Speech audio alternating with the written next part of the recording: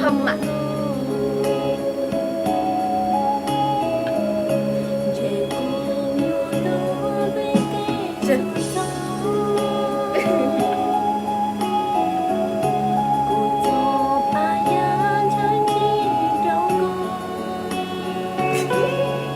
Kệ tôi đang tìm cái gì đây mà đi đâu. Đây rồi.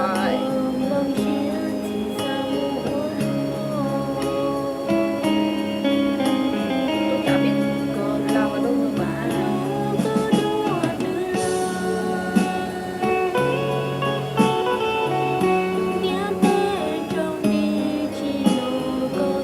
Từ từ tôi đang tìm tiếng ở đâu đây.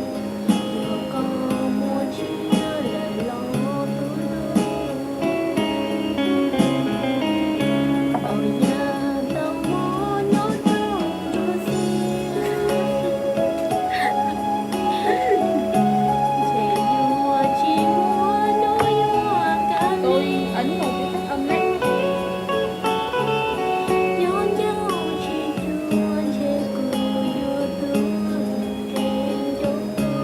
Đây á.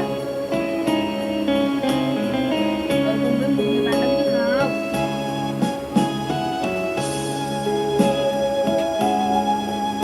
Đâu một bạn khác thôi, bạn về quê rồi. Vâng, thuốc này.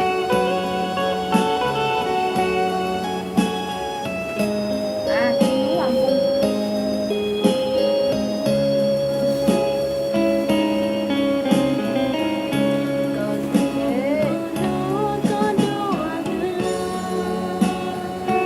Ông có nghe bạn tôi đang hát giọng dân tộc không?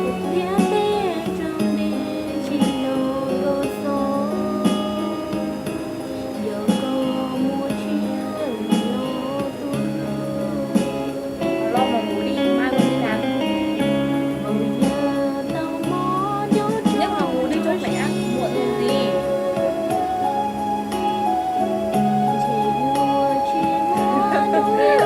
Ông thật.